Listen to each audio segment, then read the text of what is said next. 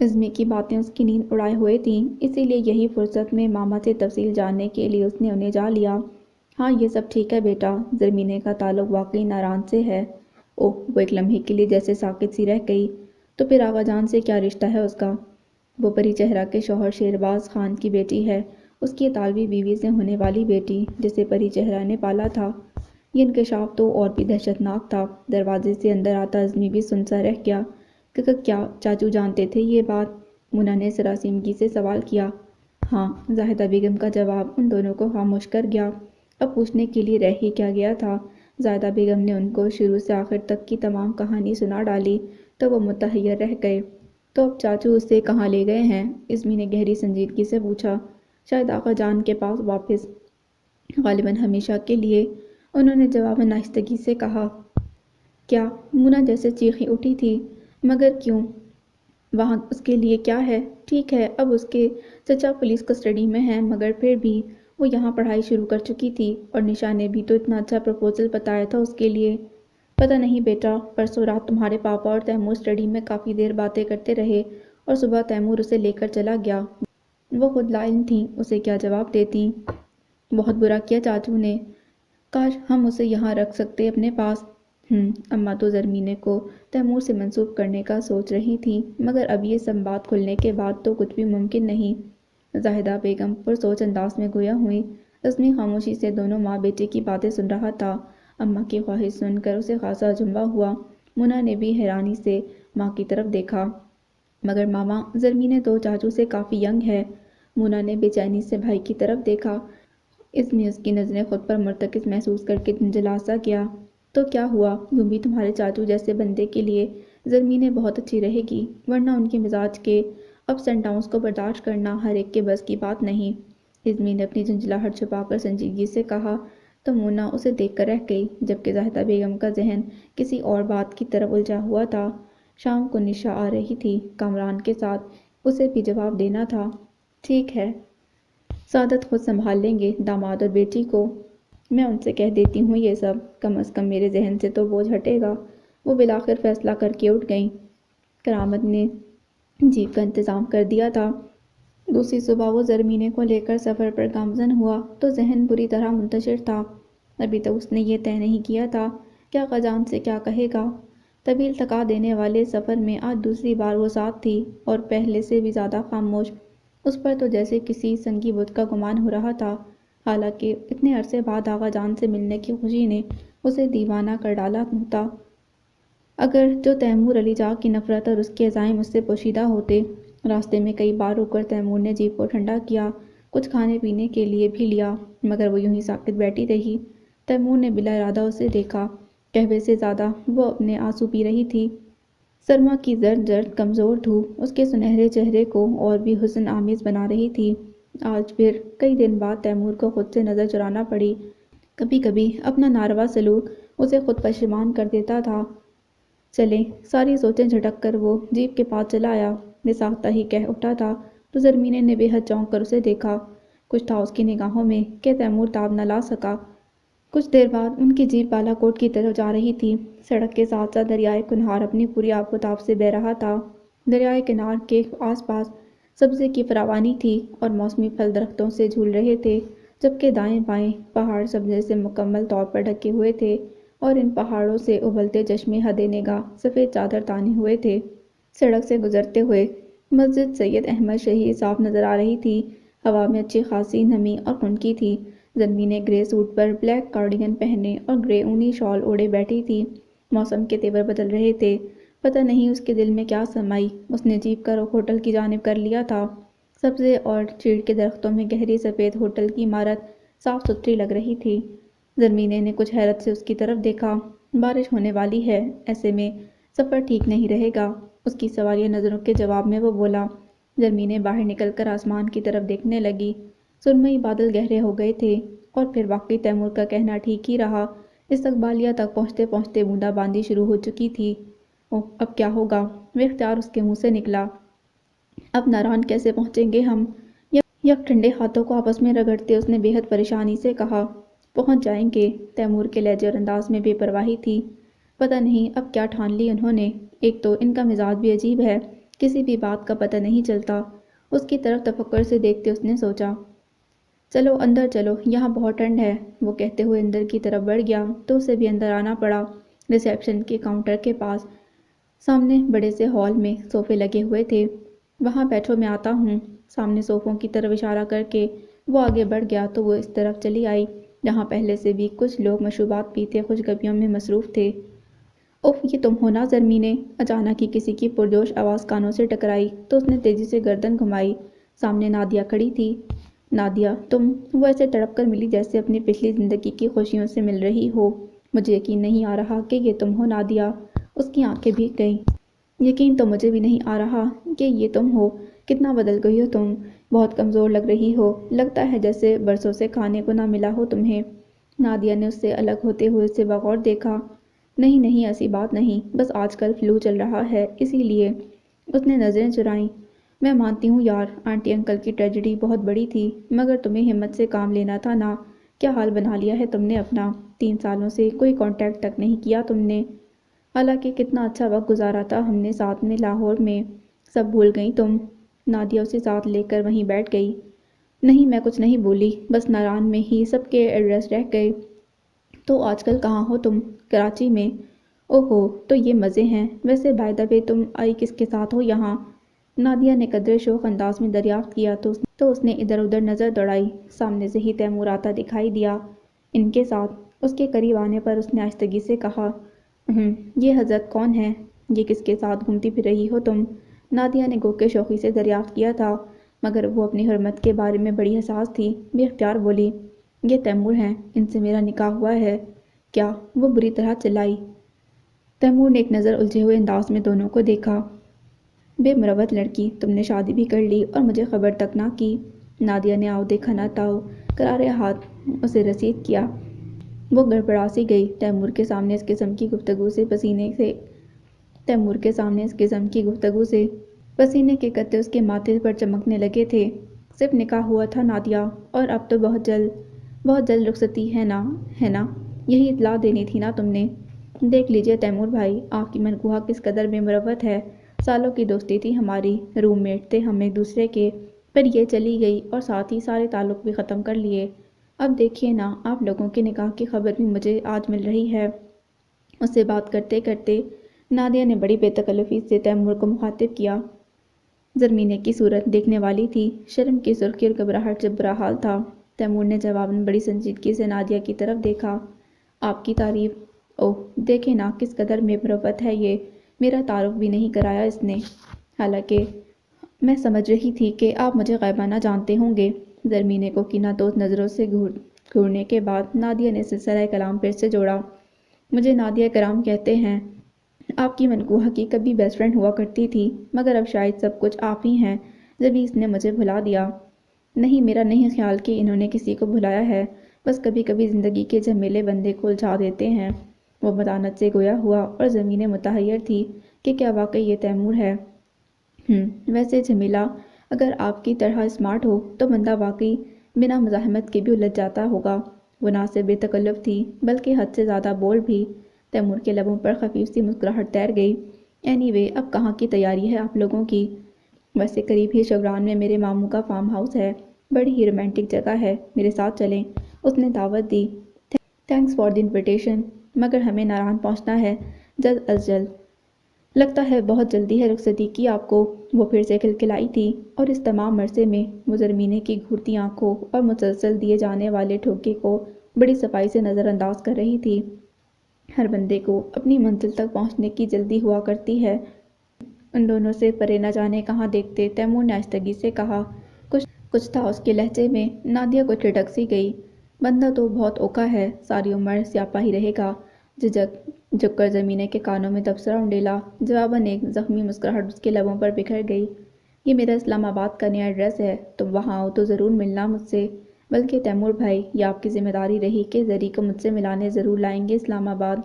اس سے کہتے کہتے نادیہ نے قصداً تیمور کا متوجہ کر لیا۔ جواباً اس نے محض ایک نظر زرمینے کو دیکھا جو خوفزدہ نظروں سے اسے دیکھ رہی تھی۔ نہ جانے اب وہ کیا کہہ دے۔ اسلام آباد آنا جانا تو رہتا ہے، مگر میں کوئی وعدہ نہیں کر سکتا، بشرطے کہ زندگی پھر ملاقات ہوگی۔ اللہ حافظ۔ एकदम ही वो मुड़ गया। ज़रमीने भी बदहवासी उसके पीछे लपकी। फिर नादिया का ख्याल आया तो पलट कर उसे गले से लगा लिया। चलती हूँ नादिया, ये तुम्हारे शर्लॉक होम्स मेरी समझ से तो बालातर ही रहे। नादिया कुछ ठिठक सी गई। सब ठीक है यार, मौका मिलते ही तुम्हें फ़ोन करूँगी, तफसील से बात होगी। ओके अब चलती हूँ। उससे रुखसत लेकर जब वो बाहर आई तो बारिश थम चुकी थी। तैमूर जीप में बैठा उसका मुंतज़िर था। हल्की हल्की फवार फिर से पड़ना शुरू हो गई थी। घंटा भर गुजर भी गया और पता भी ना चला। नादिया से मुलाकात के बाद पिछले दिन कुछ इस तसलसल से याद आने लगे कि वो सब कुछ फरामोश कर गई और ख्यालात का सिलसिला एकदम तैमूर के हालिया रवैये पर आकर रुक गया। पिछले चंद घंटों में उसका हलावत आमेज़ सलूक उसकी समझ से बालातर था। उसने दजीदा नज़रों से उसे देखा। वो बज़ाहिर ड्राइविंग कर रहा था, मगर उसकी चोरी पकड़ते हुए एकदम ही उसकी तरफ़े निगाह फिरी थी। क्या हुआ? उसके बौखलाने पर उसने पूछा। वो हैरत से बेहोश होते हुए बची। उसके नर्म रवैये के बाइस दिल चाहा बहुत कुछ कह डाले, इससे बहुत कुछ पूछ ले, कोई कम अज़ कम इतना ही जान ले कि आखिर तैमूर ने उसके मुतल्लिक मुस्तकबिल के बारे में क्या फ़ैसला किया है। कुछ कहना चाहती हो? जीप की खामोशी में फिर से तैमूर की भारी आवाज़ गूंजी। वो जांचती नज़रों से उसे देखने लगी। देखो, मैं तुम्हें आगा जान के पास छोड़ने जा रहा हूँ और छोड़ने जा रहे हैं, हमेशा के लिए छोड़ तो नहीं देंगे ना? बिल्कुल अचानक बेख्तियाराना उसने पूछा। तैमूर उसके सवाल का पस मंज़र समझ रहा था।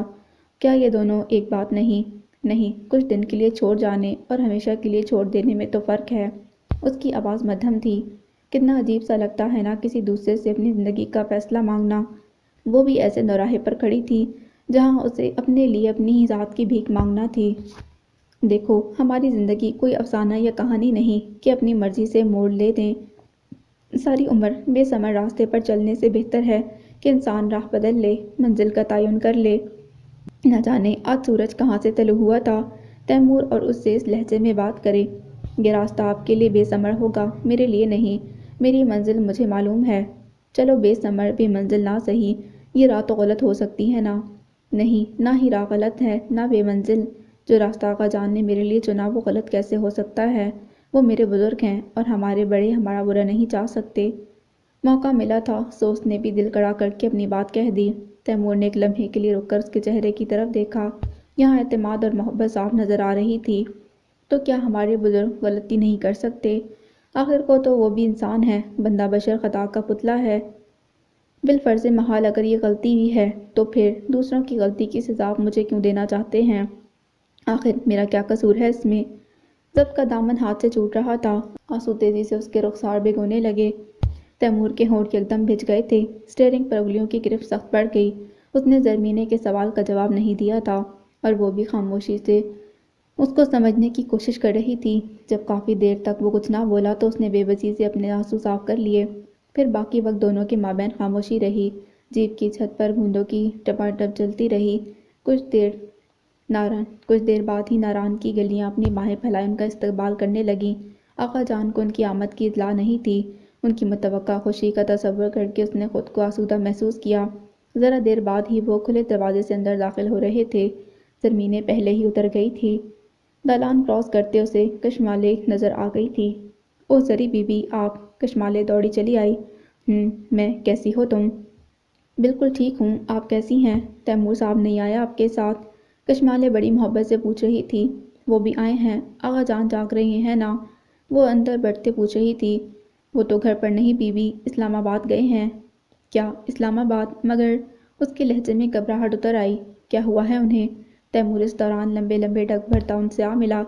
वो बुखार था बहुत ज़्यादा। खान बाबा 2 दिन हुए उन्हें इस्लामाबाद ले गए हैं। अस्पताल का नाम वगैरह सब लिख कर दे दिया था मुझे कि मैं फ़ोन कर लूँ। आप लोग बैठें। तो कितना लंबा सफ़र करके आए हैं? कशमाले ने फ़िक्रमंदी से एक चिट उनकी तरफ बढ़ाते हुए कहा। खान बाबा की ये सबसे छोटी बेटी थी जो आजकल आका जान की देखभाल वगैरह के लिए उधर ही आ गई थी। नहीं, मैं इस्लामाबाद जा रहा हूँ, प्लीज़ मुझे भी ले चलें। वह सख्त परेशान हो गई थी। वो भी तैयार थी। तैमूर ने जवाब उनसे मना करना चाहा, मगर कुछ सोचकर खामोश हो रहा और सर इस बात ने हिला दिया। आप लोग खाना तो खा लें। कशमाले उनके पीछे आई। नहीं कशमाले, भूख नहीं, बस आगा जान से मिल लें, सब ठीक हो जाएगा। तुम फिक्र मत करना, हम ठीक हैं। बाबा से कहिएगा मुझे फ़ोन तो कर दें। मैं खुद करूँगी, तुम परेशान मत हो। ठीक है, अल्लाह हाफिज़। اسے تسلیاں دیتے وہ خود ازحد اپسیٹ ہو رہی تھی۔ محض بخار کی وجہ سے ہاسپٹل جانے کی تو ان دونوں کی سمجھ سے بالاتر تھی، یقیناً بات کچھ اور تھی۔ کمال ہے خان بابا نے مجھے انفارم تک نہیں کیا۔ 2 دن ہو گئے انہیں اسلام آباد گئے۔ تیمور پورے راستے الجھتا رہا۔ وہ کیا کہتی، بس آغا جان کی صحت اور سلامتی کی دعائیں کرتی رہی۔ واپسی کا سفر اور تھکا دینے والا تھا۔ موسم کے تیور مزید خراب ہو گئے تھے۔ تیمور نے اسپیڈ ممکنہ حد تک تیز رکھی تھی، تاہم پھر بھی اسلام آباد پہنچتے پہنچتے انہیں دیر ہو گئی۔ وہ دونوں سیدھے ہاسپٹل پہنچے۔ خان بابا کوریڈور میں ہی ایک بینچ پر بیٹھے نظر آ گئے۔ السلام علیکم خان بابا، وہ ان کے قریب جا کر بولا۔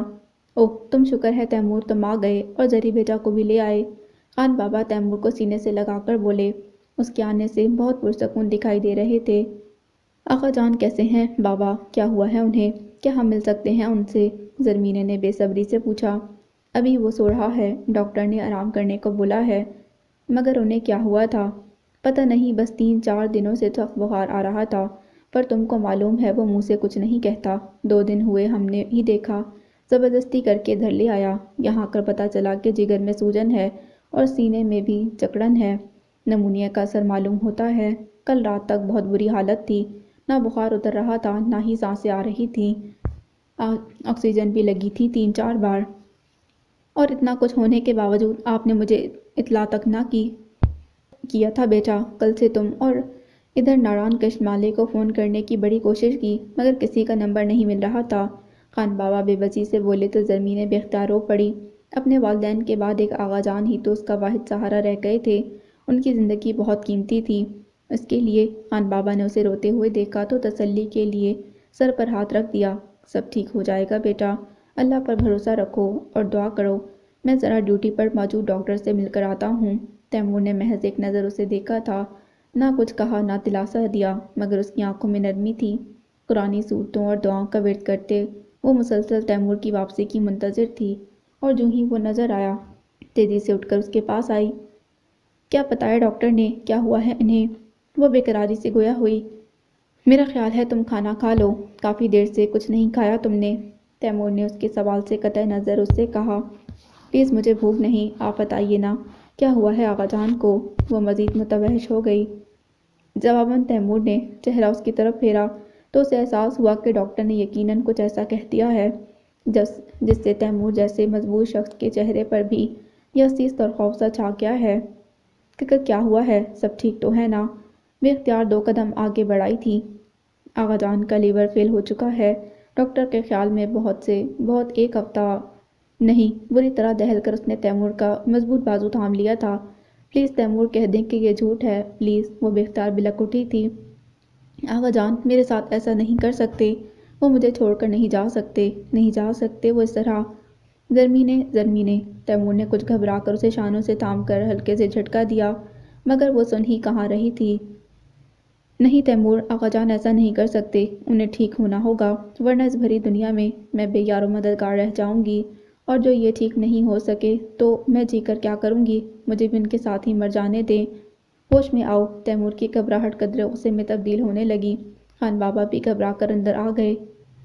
صبر کرو بیٹا، صبر کرو، ان کی آواز بھی بھاری ہو رہی تھی، مگر اس لمحے صبر اور ہمت اس کی پہنچ سے کوسوں دور تھی، سو وہ بلکنے لگی۔ مایوس مت ہو بچے، اللہ بڑا کارساز ہے۔ خان بابا تیمور کے چہرے پر چھائے مایوسی کے بادل دیکھ کر دل گرفتہ ہو رہے تھے۔ صورتحال ہی ایسی تھی کہ تیمور زیادہ دیر ان کے پاس ٹھہر نہ سکا، خود اس کا دل ڈوب رہا تھا۔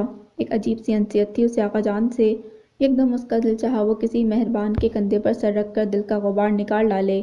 بے اختیار کرامت اور سعادت لالا کا خیال اسے جکڑ گیا تھا۔ بڑی ہمت کر کے اس نے موبائل پر دونوں کے نمبر ملائے، اور یہ خوش نصیبی ہی تھی کہ نمبر مل بھی گیا۔ کیا کہہ رہے ہو تیمور، یہ سب کیسے ہوا؟ سعادت لالا بری طرح گھبرا گئے۔ یہ سب میں نہیں جانتا لالا، مگر مجھے آپ کی ضرورت ہے۔ دم وہ بکھر سا گیا۔ ہمت کرو تیمور، میں آ رہا ہوں۔ سعادت لالا کی بھاری آواز محبت اور تفکر سے لبریز تھی، مگر ہمت کہاں سے آتی؟ اس نے اگلے چند گھنٹوں میں اسپتال کے سارے ڈاکٹروں سے ملاقات کر لی تھی، ہر امکان پر نظر دوڑا لی، مگر ڈاکٹرز کے پاس صرف دلاسے اور تسلیاں ہی رہ گئے تھے۔ آقا جان علاج کی حد سے دور جا چکے تھے۔ تیمور کی حالت خود اس قدر مخدوش تھی کہ وہ زرمینے کے ساتھ آنے سے بھی گریزاں تھا۔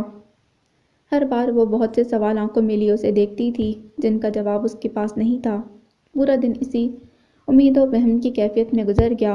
اگلی صبح سعادت لالا، اماں اور زاہدہ بھابھی کے ساتھ آن پہنچے، جن کو دیکھ کر زرمینے اور تیمور دونوں ہی خود پر قابو نہ رکھ سکے۔ گزرے تمام واقعات بھلا کر زرمینے دوڑتی جا کر زاہدہ بھابھی سے لپٹ گئی۔ میں اکیلی رہ گئی بھابھی، میں اکیلی رہ گئی۔ اس لمحے وہ یہ بھول گئی کہ آغا جان اور اس کے درمیان موجود رشتے پر اماں کے کیا تاثرات ہوں گے۔ اماں نے بڑی ہمدردی سے اس کے سر پر ہاتھ رکھا تو وہ چونکی۔ متورم آنکھوں میں یکدم خوف کی پرچھائیاں چھا گئیں۔ وہ میں آغا جان، اسے سمجھ میں نہیں آیا کہ اپنا دفاع کس طرح کرے۔ تیمور اس وقت سب کچھ بھلائے سعادت لالا کے کندھے سے لگا اپنی سرخ آنکھوں میں اتری نمی خود میں جذب کرنے کی کوشش کر رہا تھا۔ اماں، آغا جان کے بغیر ادھورا ہو جاؤں گا میں، پلیز مجھے معاف کر دیں، ان کی خاطر آپ کو بہت ہرٹ کیا ہے۔ وہ بے اختیار رو رہا تھا۔ اماں کوئی پتھر کی تو نہ بنی تھیں، بے اختیار رو دیں۔ ایسے نہ کہو تیمور، تم نے جو کیا اللہ تمہیں اس کا اجر دے گا، بلکہ خطاوار تو میں ہوں کہ گھر کے بزرگ سے فیض نہ اٹھا سکی۔ نہ جانے کیا کچھ ماضی کے جھروکوں سے جھانک جھانک کر انہیں شرمندہ کر رہا تھا۔ آغا جان سے منسوب ساری شکایات، سارے شکوے اس وقت بہت ہچ نظر آ رہے تھے۔ تیمور کے دل پر بہت بوجھ آ گرا تھا۔ ان کی آخری خواہش صرف یہ تھی کہ وہ زرمینے کو اس کے ساتھ ہنستا بستا دیکھنا چاہتے تھے، مگر وہ ان کی زندگی میں ان کو یہ خوشی نہ دے سکا۔ شاید ان کے وجدان نے انہیں آگاہی دے دی تھی کہ وہ کس نیت سے زرمینے کو لے کر ان کے پاس آنے والا ہے۔ جبھی وہ اس لمحے کا سامنا کرنے سے پہلے ہی چلے گئے۔ ڈاکٹرز کی 3 دن کی شدید کوششوں کے باوجود، ان سب کی بہت سی دعاؤں کے باوجود بھی آغا جان چلے گئے۔ زرمینے کی حالت ناگفتہ تھی، ڈوبتے کو تنکے کا سہارا تھا، سو وہ بھی نہ رہا۔ آغا جان کو ان کے آبائی شہر ناران میں سپرد خاک کیا گیا۔ زاہدہ بھابھی، مونا اور نشا مسلسل اس کے ساتھ تھیں۔ اس وقت بھی وہ چپ بیٹھے بیٹھے اچانک ہی پھوٹ پھوٹ کر رو پڑی تو اماں نے اسے بے اختیار سینے سے لگا لیا۔ نہ بیٹا، 3 دن گزر چکے ہیں، اب نہ رو۔ ان کے لہجے میں محض ہمدردی ہی نہیں محبت بھی تھی، جسے محسوس کر کے اس کے آنسو خود بخود تھم گئے۔ آہستگی سے نظر اٹھا کر انہیں دیکھا۔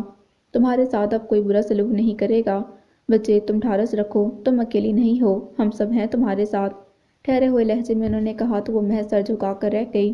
مایوسی اس حد تک اس کے اندر گھر بنا چکی تھی کہ اماں کے مرثدہ جانفرا جیسے جملے سن کر بھی اسے خوشی محسوس نہ ہوئی۔ ہفتہ بھر اسی طرح گزر گیا۔ نشا 2 دن رک کر چلی گئی۔ سعادت لالا اور رزنی بھی چلے گئے تھے، تاہم ابھی مونا اور تیمور اماں سمیت موجود تھے، اور زاہدہ بھابھی بھی جا رہی تھیں۔ تم بھی سامان باندھ لو زری، 1 ہفتے بعد تم کراچی آ جانا۔ جاتے جاتے وہ تاکید کر گئی تھیں۔ اس نے جواب نہیں دیا کہ اس کے پاس کوئی جواب تھا ہی نہیں۔ یوں بھی اول اور آخر تو تمہیں وہیں آنا ہے نا، کچھ دن گزر جائیں تو تمہاری رخصتی کے بارے۔ بھابھی، آپ چائے پئیں گی؟ یکدم اس نے گھبرا کر بات کاٹ دی تھی۔ اماں سامنے ہی موجود تھیں، اور اس وقت یہ موضوع ان کے صبر اور ضبط کا امتحان لے سکتا تھا۔ وہ نہیں چاہتی تھی کہ فی الوقت از راہ ہمدردی سے ہی اماں جو شفقت اس پر لٹا رہی ہیں، وہ آغا جان کے فیصلے کو یاد کر کے کہیں پھر سے نفرت کا زہر بن جائے۔ نہیں، تم یہاں بیٹھو اور میری بات کا جواب دو، تم کراچی آؤ گی نا؟ وہ اٹھنا چاہتی تھی کہ زاہدہ بھابھی نے اس کا ہاتھ پکڑ کر روک لیا۔ سوال ایسا تھا کہ وہ متذبذب سی ہو گئی۔ بستر کی پھولدار چادر کے ڈیزائن پر انگلیاں پھیرتی وہ خاموش ہی رہی تھی۔ بولو زرمینے، میں کچھ پوچھ رہی ہوں تم سے۔ اس بار پھر سوال ہوا۔ گہری سانس لے کر اس نے سر اٹھایا تو آنکھوں میں تعصب کے گہرے رنگ موجود تھے۔ اب میں وہاں آ کر کیا کروں گی بھابھی؟ آغا جان کی خوشی کی خاطر انہوں نے ایک کڑوا گھونٹ پیا تھا، مگر اب ایسی کوئی مجبوری نہیں۔ تیمور کا نام لینے سے کزن گریز کرتے وہ بولی، میں جتنے دن بھی آپ سب کے ساتھ رہی، آپ لوگوں کے حسن سلوک کے باعث بہت قدر کرتی ہوں۔ رہ گئی وہاں آنے کی بات تو میرا ایسا کوئی حق نہیں ہے۔ آغا جان چلے گئے، ان کے ساتھ ہی وہ مجبوری کا سودا بھی ختم ہو گیا۔ میں جانتی ہوں کہ بابا اور بیوی کی وجہ سے آپ کی فیملی کو کافی دکھ اٹھانے پڑے ہیں، جس کے لیے میں شرمندہ ہوں، اور اب آپ سب کو مزید کسی بھی تکلیف کا سامنا نہیں کرنے دوں گی۔ اس کی آواز جتنی ہلکی تھی اتنا ہی لہجہ مستحکم تھا۔ مگر زری، اماں، آپ کچھ کہیں نا۔ زاہدہ بھابھی اس کے صاف کرے جواب پر کچھ سٹپٹا سی گئی تھیں۔ اس نے اماں کی طرف نظر اٹھانے کی جرات نہیں کی۔ اگر ان کو دیکھ لیتی تو شاید دل پر چھائے غلط فہمی کے بادل چھٹ جاتے۔ پلیز بھابھی، میری خوش قسمتی ہے کہ آپ سب نے اتنے دن مجھے برداشت کیا، بس اب اور نہیں، اپنے محسنوں کے لیے کم از کم اتنا تو کر سکتی ہوں نا۔ کہتے کہتے گلا روننے لگا تو وہ کسی کے بھی کچھ اور بولنے سے پہلے کمرہ چھوڑ گئی۔ تم اسے سمجھاؤ مونا، تم سے تو دوستی ہے۔ اماں کی خاموشی کو تائید پر محمول کرتے زاہدہ بیگم نے مونا کو قریب بلا لیا۔ ہم میں سے کسی کے بھی کہنے سے کچھ نہیں ہوگا ماما، جو کچھ چاچو نے اس کے ساتھ کیا ہے، اس کے بعد مجھے نہیں لگتا کہ وہ ہمارے ساتھ جائے گی۔ چاچو کی بیزاری ہم سے زیادہ اس پر عیاں ہے۔ آقا جان کی خاطر اس نے کافی سہ لیا ہے، اب مشکل ہے۔ ہاں اگر چاچو خود سے چاہیں تو، یا پھر اماں آپ کچھ کریں۔ شانے اچکا کر مونا خاموش ہو گئی تھی۔ زاہدہ بیگم نے اماں کی طرف نگاہ اٹھائی جو کسی گہری سوچ میں مستغرق تھیں۔ ایک ہفتہ مزید گزر چکا تھا۔ اس دوران مونا جس قدر اسے راضی کرنے کی صحیح کر سکتی تھی اس نے کی تھی، مگر زرمینیں ہر بار عاجزی سے اس کے ہاتھ پکڑ لیتی تھی۔ پلیز مونا مجھے شرمندہ مت کرو، میں کسی کے ذہن پر ناگوار بوجھ بن کر سوار نہیں رہنا چاہتی، آخر تھوڑی بہت عزت نفس تو میری بھی ہے نا۔ مونا بے بس تھی، لاجواب ہو کر رہ جاتی، اور یوں ان سب نے رخت سفر باندھ لیا۔ اس عرصے میں تیمور بہت کم گھر پر رہا تھا۔ عام طور سے اس کا وقت آغا جان کے ادھورے چھوڑے ہوئے کاموں کی تکمیل میں صرف ہوا تھا۔ دوبارہ وہ کراچی جا کر بھی آ چکا تھا، تاہم زری اور اس کا سامنا بہت کم ہوا۔ دونوں ہی کزن گریزاں تھے، اور یہ بات سب نے محسوس کی، خاص طور پر اماں نے۔ دوسری صبح ان سب کا جانا تھا، سو اماں نے تیمور کو بلاوا بھیجا۔ جی اماں، آپ نے بلوایا مجھے؟ وہ خاصا تھکا ہوا اندر داخل ہوا۔ وہ جانے کس گہری سوچ میں گم تھی، اس کی آواز پر چونکی۔ آؤ بیٹھو تیمور۔ جی۔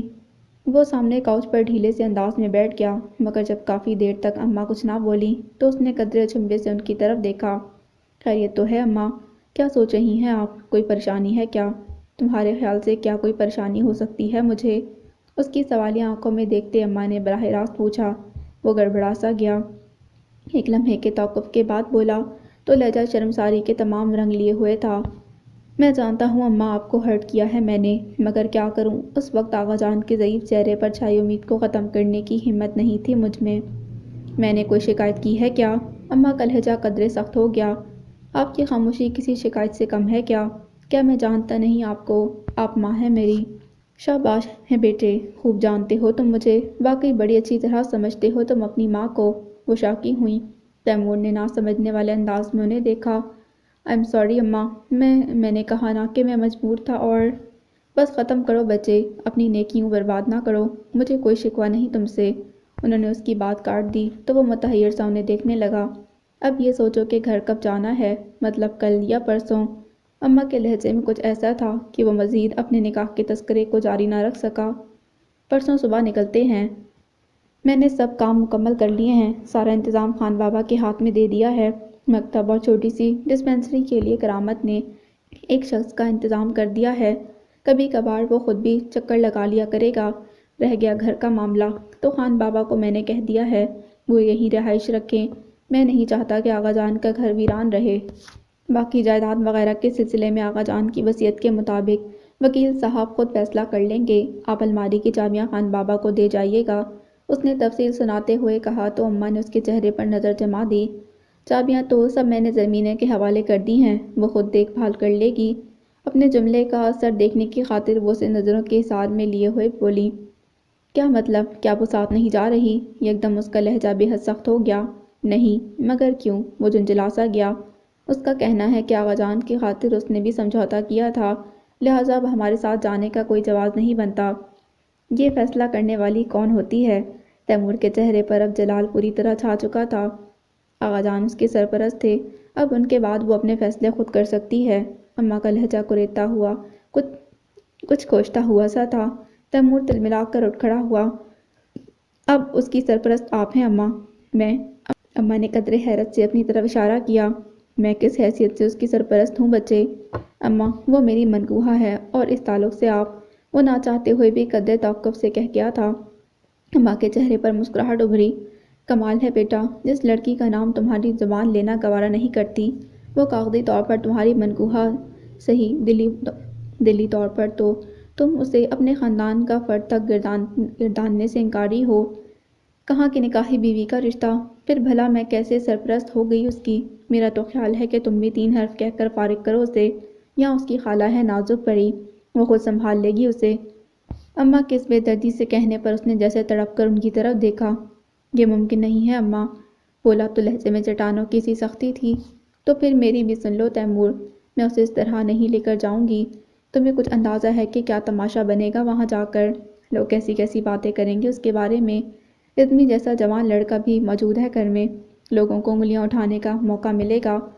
کئی لوگ پہلے بھی اشاروں میں اور کچھ نے تو صاف کہہ کر کہ میں عزمی کی بات ٹھہرا دوں اس سے، مگر یہ سوچ کر خاموش رہی کہ جب اس کے گھر کے حالات ٹھیک ہوں گے تو تمہارے لیے مانگوں گی اسے، اماں کہہ رہی تھیں۔ تیمور نے قدرے چنبے سے ان کی بات سنی۔ لیکن اس سے پہلے کہ میں ایسا کچھ کرتی یہ سب ہو گیا۔ تمہیں احساس ہے کہ تم نے کس قدر غیر ذمہ دارانہ حرکت کی ہے؟ نکاح جیسے تعلق کو اس طرح چھپا کر رکھنے سے جانتے ہو کیا ہونے والا تھا؟ نشا کے سسرال تک سے پیغام آیا ہے زرمینے کے لیے۔ تم کس کمال اطمینان سے ایک جوان لڑکی گھر میں لا کر بھول گئے ہو؟ یہ بھی نہ سوچا کہ کوئی دیکھے گا تو کیا سوچے گا؟ ایسی پیاری لڑکی بھلا کسی کی نظر سے چھپ سکتی تھی؟ نشا کی شادی میں ہی لوگوں نے چہمہ گوئیاں شروع کر دی تھیں۔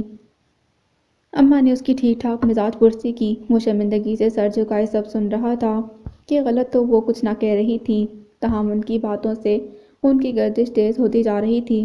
نکاح کی شرائط میں سے اس کا اعلان کرنا تاکہ دنیا کو پتہ ہو کہ یہ عورت کس کی بیوی ہے، کوئی اس پر بری نظر نہ ڈال سکے اور عورت کو اپنے شوہر کی وراثت میں سے حصہ مل سکے۔ اللہ نے عورت کے حقوق کے لیے بڑا خوبصورت نظام بنایا ہے بیٹا، زری کو نہ اب نہ کر۔ جو حق تلفی تم نے کی اس سے بڑھ کر گناہ اس نکاح کو چھپا کر کیا، لہٰذا اب صاف سن لو تیمور، یا تو تم اسے آزاد کر دو، وہ ابھی کم عمر ہے، ایک لمبی زندگی پڑی ہے اس کے سامنے، کاٹے نہیں کٹے گی بغیر ہم سفر کے، تم اسے یرغمال بنا کر نہیں رکھ سکتے، میں تمہیں ایسا کرنے کی اجازت ہرگز نہیں دوں گی۔ تم اسے نفرت کر سکتے ہو مگر اسے ساری زندگی ناکردہ گناہ کی سزا میں پابند زنجیر رکھنا سفاکیت ہے، اور میں تمہیں یہ کرنے نہیں دوں گی۔ کئی لوگ طلبگار ہیں اس کے، میں کہیں اور رشتہ طے کر دوں گی اس کا، یتیم بچی ہے، نہیں لیتی اس کی، اسے چھوڑ دو تم، یا پھر۔ ایک لمحے کا توقف کرتے اماں نے اس کے چہرے پر پھیلتے جلال کو بغور دیکھا اور پھر اس سے بھی زیادہ قطعی لہجے میں بولی، یا پھر اسے اپنی بیوی کے روپ میں قبول کرو، تب ہی ساتھ جائے گی وہ ہمارے، نہیں تو میرے گھر کی دہلیز نہیں چڑھے گی وہ۔ میں نے فیصلہ سنا دیا ہے، اب تم سوچ لو۔ مگر اماں کے برملا اور حتمی فیصلے پر وہ جھنجھلا سا گیا۔ اگر مگر کچھ نہیں بیٹا، جس طرح میری بے جواد نفرت نے تمہارے آغا جان کو حقیقی رشتوں اور محبتوں سے محروم کر دیا، اس طرح میں تمہاری نفرت کے باعث زرمینے کی زندگی بنجر نہیں دیکھنا چاہتی۔ اب تم جاؤ، اچھی طرح سوچ کر صبح مجھے اپنے ارادے سے مطلع کر دینا۔ شب بخیر۔ کمبل پیروں پر پھیلاتے انہوں نے گویا مزید کچھ نہ سننے کا اشارہ دے دیا۔ تیمور چند ثانیے تذبذب میں گھرا انہیں دیکھتا رہا، مگر جب اماں نے نوٹس نہیں لیا تو کمرے سے نکل گیا۔ اللہ تمہیں حکمت بھرا فیصلہ کرنے کی توفیق دے میرے بچے، اماں کے دل سے بے ساختہ دعا نکلی تھی۔ دوسری صبح اماں سمیت سب نے اس کا ناشتے پر انتظار کیا، مگر خان بابا سے پتہ چلا وہ فجر کے بعد سے ہی گھر سے نکلا ہوا ہے۔ زرمین شرمندہ سی دسترخوان سے اٹھ گئی۔ اماں آپ نے کچھ کہا تھا چاچو سے؟ اس کے یوں چلے جانے پر مونا نے استفسار کیا۔ اماں گہری سوچ میں تھیں۔ اوہ، مونا کے منہ سے بے ساختہ نکلا، شاید ناراض ہو گیا ہے، بہرحال تم تیاری کر لو، کل صبح نکلنا ہے۔ کہہ گیا ہے وہ؟ مونا بے تاب سی ہو گئی۔ اور زری، اس کا کیا ہوگا؟ کیا وہ نہیں جائے گی ہمارے ساتھ؟ پتہ نہیں بیٹا، میں نے تیمور کو صاف فیصلہ سنا دیا ہے، اگر وہ دل سے زری کو اپنانے کے لیے تیار ہے تب تو میں اسے ساتھ لے جاؤں گی، نہیں تو میں بھی زری کے فیصلے کی حامی ہوں۔ یہ کہہ کر وہ بھی اٹھ گئیں تو ناشتے کے دسترخوان پر مونا افسردہ سی اکیلی بیٹھی رہ گئی، جسے آج پہلی بار چاچو سے سخت شکایت ہو رہی تھی۔ بقیہ دن سب ایک دوسرے سے نظر چراتے رہے۔ تیمور شام کو گھر لوٹا بھی تو جا کر اپنے کمرے میں بند ہو گیا، تاہم آدھی رات تک اس کے کمرے کی لائٹ جلتی رہی اور ادھر اندھیرے کمرے میں دبیز بستر پر لیٹی زرمینے کا تکیہ بھی بھیگتا رہا۔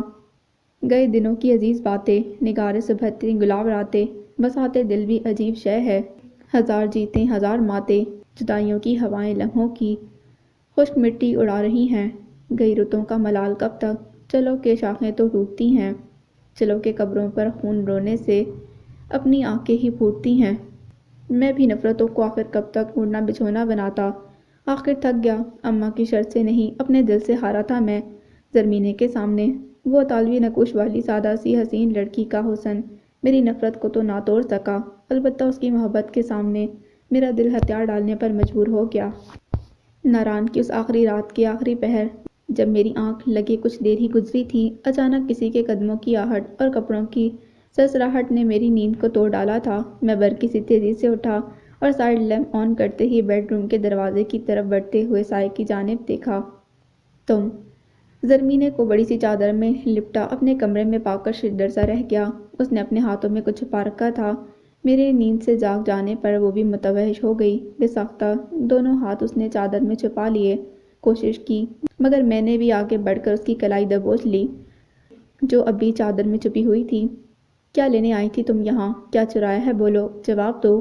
اس غیر متوقع صورتحال نے مجھے کچھ زیادہ ہی تاؤ دلا دیا۔ بولو، میں کچھ پوچھ رہا ہوں تم سے۔ اس کی خاموشی جھکی ہوئی نظروں اور لرزتے وجود نے مجھے اور بھی برانگیختہ کر ڈالا۔ میری قہر بھری نظر نے اور بھی ستم کیا تو وہ بے آواز رونے لگی۔ بند کرو ڈرامہ، دکھاؤ کیا چرایا ہے تم نے۔ میں نے لفظوں سے ہی اسے رگے ڈالا۔ غصے میں آ کر میں نے اس کی چادر کھینچ کر دور پھینکی۔ اس کے دونوں ہاتھ اپنے سامنے کیے تو شدر سا رہ گیا۔ میرا براؤن مفلر اس کی نم ہتھیلیوں میں جکڑا ہوا تھا۔ یہ؟ میں چٹپٹا سا گیا۔ آپ کا مفلر ہے، آپ جا رہے تھے تو میں نشانی۔ اس نے گلوگیر لہجے میں جملہ مکمل کرنا چاہا مگر کر نہ سکی اور بے اختیار رو پڑی۔ میں نہیں سمجھتا تھا کہ میں اس کے لیے اتنی اہمیت رکھتا ہوں۔ یہ محبت کی عجیب شکل تھی۔ وہ پھوٹ پھوٹ کر رو رہی تھی اور اس ایک لمحے میں اس کے آنسو میری آنکھوں کی نفرت بھی بہا لے گئے۔ مجھے نہیں معلوم مجھے کیا ہوا تھا۔ اس نے ایک جھٹکے سے ہاتھ چھڑانا چاہا مگر یہ صحیح لا حاصل رہی۔ میری گرفت اتنی کمزور نہیں تھی جتنا کہ اس وقت میرا دل کمزور ہوا جا رہا تھا۔ اتنی محبت کرتی ہو مجھ سے؟ میری آواز میں خمار آپ ہی آپ گھل گیا تھا اور ادھر زرمینے جیسے پگھلتی جا رہی تھی۔ مجھے جانے دے پلیز، وہ گھٹے گھٹے لہجے میں بولی۔ تم نے مجھے جانے دیا ہے جو میں ایسا کروں؟ میرے لہجے میں درائی شگفتگی خود میرے لیے اس قدر اجنبی اور حیران کن تھی کہ میں نہ صرف اپنے آپ سے بلکہ زرمینے سے بھی شرمسار ہو گیا۔ زرمینے لاجواب سی ہو گئی تھی تاہم اس کے ضدی وجود نے ہاتھ چھڑانے کی جدوجہد جاری رکھی تھی حتیٰ کہ مجھے اس پر ترس آ گیا اور میں نے گرفت ڈھیلی کر دی۔ اس سے تو جیسے زندان سے رہائی ملی۔ تیر کی طرح وہ دروازے کی طرف لپکی۔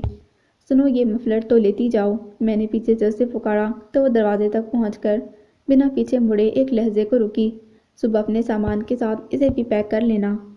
میں اسے چھیڑ رہا ہوں، یہ احساس پاتے ہی وہ چھپاک سے کمرے سے نکل گئی تھی۔ کئی سالوں بعد میرے لبوں پر واقعی ایک پرسکون طمانینت بھری مسکراہٹ بکھری تھی اور دل جیسے پروں کی طرح ہلکا محسوس ہوا تھا۔ میں نے شرمساری کے احساس سے مخمور ہو کر بستر پر لیٹ کر آنکھیں بند کیں تو آغا جان کا مسکراتا چہرہ ذہن کے پردے پر ابھر آیا۔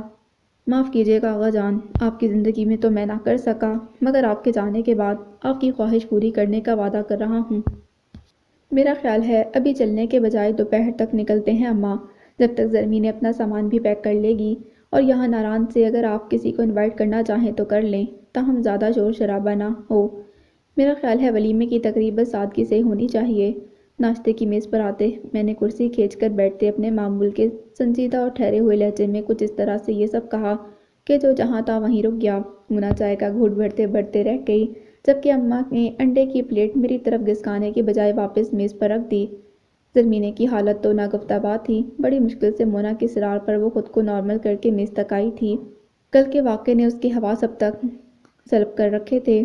چہرے پر حیا اور آنکھوں میں رت جگے کی سرخی کل کی رات کا فسانہ سنا رہی تھی۔ فطری طور پر سب کو جھٹکا لگا۔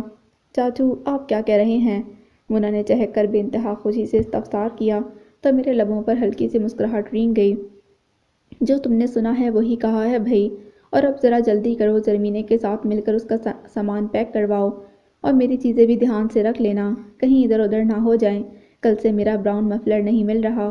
میرا چہکتا لہجہ اور معنی خیز جملہ ایسا تھا کہ زرمینے سر پر پیر رکھ کر بھاگی۔ پیچھے پیچھے مونا بھی لپکی کہ اب ساری کہانی تو اس سے ہی پتہ چلنی تھی۔ ظاہر ہے میں نے ایک لفظ نہ بتانا تھا اس کایا پلٹ کا۔ یہ سب کیا ہے تیمور بیٹے؟ اماں بھی بے یقین تھیں۔ اسے آپ فرما برداری یا تابعداری بھی کہہ سکتی ہیں اماں، اور میرے دل کی خوشی بھی، ایک گہری مسکراہٹ کے ساتھ میں نے صاف گوئی سے کہا تو اماں نے آگے بڑھ کر میرا ماتھا چوم لیا۔ ماں صدقے، اللہ تمہیں زمانے بھر کی خوشیاں عطا کرے میرے بچے، آج تو نے ماں کا کلیجہ ٹھنڈا کیا ہے۔ ان کی خوشی کی انتہا نہ رہی تھی۔ آج کئی سالوں بعد مجھے اس طرح مسکراتا دیکھ کیسے دل کھل اٹھا تھا اماں کا۔ بس نہیں چل رہا کہ پوری دنیا کو اپنی خوشی میں شریک کر لیں۔ اللہ نظر بد سے بچائے، فوراً ہی کئی نوٹ انہوں نے مجھ پر سے وار دیے تھے۔ میری شادی کا ارمان تو ہمیشہ سے ہی تھا، مگر اب تو اپنے گناہ کا کفارہ ادا کرنے کی خواہش نے بھی انہیں بے چین کر رکھا تھا۔ تو یہ ہے سارا قصہ۔ کرامت اس کے منہ سے ساری کتھا سن کر جیسے چٹخارے بھر کر بولا تھا۔ تیمور نے مصنوعی غصے سے اس سے گھورا۔ ہاں یہ تھا سارا قصہ۔ اب تم اٹھو اور مجھے تیار ہونے دو۔ 10 بجے سارے مہمان ہوٹل پہنچ جائیں گے اور سعادت لالا کا حکم ہے کہ ولیمے والے دن کپل ہی میزبان ہوتا ہے، سو اسے پہلے سے وہاں موجود ہونا چاہیے۔ اس کی شوخی اور معنی خیز نظریں اب تک خود پر مرکوز پا کر تیمور نے قصداً خود کو لاپرواہ ظاہر کر کے اٹھتے ہوئے کہا، واہ واہ کیا شوق ہے دولہا بننے کا، ایمان سے یقین نہیں آتا کہ یہ تو ہی ہے تیمور علی جا۔ کہاں تو نفرتوں کا پھپھڑتا سمندر اور کہاں اب محبت کا ابر بن کر برس رہا ہے۔ شوخی سے کہتے کہتے کرامت کا لہجہ سنجیدہ ہو گیا۔ اس کے کندھے پر ہاتھ رکھ کر بھرپور انداز میں مسکرا دیا، نہ برستا تو کیا کرتا، تم لوگوں نے نصیحتیں کر کر کے سر دکھا دیا تھا میرا، اب جان چھڑانے کا کوئی تو طریقہ کرنا تھا۔ جیٹ بلیک کلر کا ڈنر سوٹ ہینگر سے نکالتے اس نے مسکراہٹ دبا کر کہا تو کرامت کا کہکا چھوٹ گیا۔ جان چھڑانے کو یا جان، بس بس اب زیادہ فضول گفتگو کرنے کی ضرورت نہیں، معلوم ہے مجھے بہت ایکسپیرینس شادی شدہ ہو تم۔ کرامت ہنستے ہوئے کہنے لگا، جلدی سے تیار ہو جاؤ نہیں تو اب سعادت لالا نے جان لے لینی ہے۔ کلون اسپرے کر کے جس وقت وہ باہر نکلا زرمینے پارلر سے اسی وقت گھر پہنچی تھی۔ لاؤنج میں گہما گہمی تھی اور گرین کلر کے مغلئی طرز والے برائڈل سوٹ میں زرمینے غضب ڈھا رہی تھی۔ اس کی نظریں اس طرف اٹھیں تو پلٹنا بھول گئیں۔ مونا، نشا اور بھابھی اس کے ہمراہ تھیں۔ بس کریں چاچو، باقی کا کوٹا راستے میں پورا کر لیجیے گا، ویسے آپ کی اطلاع کے لیے انہوں نے واپسی پر اسی گھر میں آنا ہے۔ اس کے کندھے پر دوستانہ انداز میں ہاتھ رکھ کر عزمی نے اسے شرمندہ کرنے کی غرض سے کچھ ایسے لہجے میں کہا کہ وہ واقعی جھیپ سا گیا، تاہم ظاہر نہ ہونے دیا۔ بکو مت، یہ بتاؤ کہ تم کہاں تھے اب تک؟ آپ کی مسز کو ہی لیے یہاں سے وہاں دوڑتا پھر رہا تھا، ابھی بھی گاڑی ڈیکوریٹ کر کے لایا ہوں، اور ہاں آپ کے ساتھ میں اور صبا بیٹھیں گے۔ اس نے نزدیک ہوتے ہوئے رازداری سے کہا تو تیمور نے مصنوعی تعجب سے دیکھا۔ کیا مطلب؟ یہ صبا کون سعد شریف ہیں؟ ہیں کوئی، بس آپ اس مونا سے میری جان چھڑوا دیں ذرا، اسے ساتھ لے کر نہیں جاؤں گا۔ اس کے انداز میں لاپرواہی سمیت اصرار بھی تھا۔ تیمور کے ذہن میں کھٹکتا کوئی کانٹا جیسے یکدم نکلا۔